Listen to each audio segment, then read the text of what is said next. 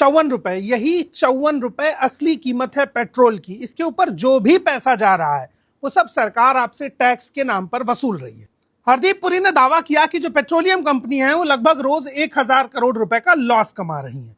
इस वजह से हमें पेट्रोल के दाम बढ़ाने पड़ेंगे। फिर ₹3, ₹4 और 10-20 पैसा करके लगभग ₹7-8 पेट्रोल पर बढ़ा दिए गए और ये ग्राफ और बढ़ता जाएगा।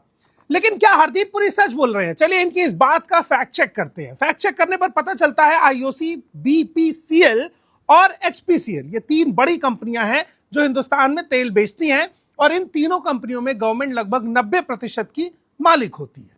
इन तीनों कंपनियों का फाइनेंशियल ईयर ऑडिट करते हैं तो पता चलता है कि सिर्फ इस साल 2026 में ये लगभग 18,000 करोड़ के मुनाफे में है।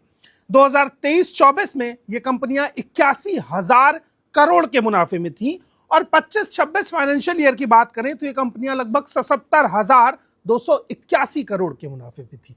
यानी इन कंपनियों को कोई घाटा नहीं हो रहा है।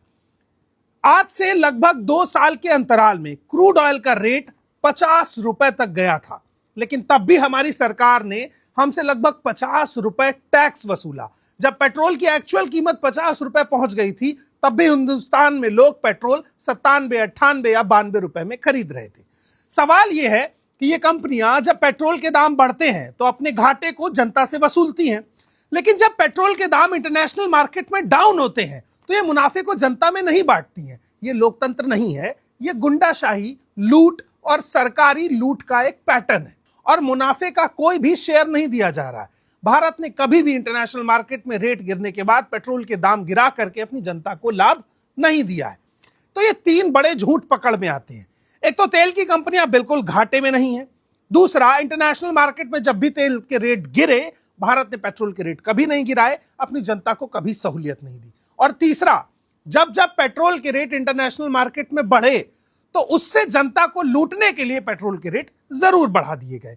अब सीधी सी बात है कि पेट्रोल जीएसटी के दायरे से बाहर आता है, इसलिए सरकार उस पर मनमाना टैक्स लगा सकती है और पेट्रोल जीएसटी के दायरे से बाहर रहे इसके लिए भी सारे प्रयास प्रधानमंत्री मोदी ने ही किए थे।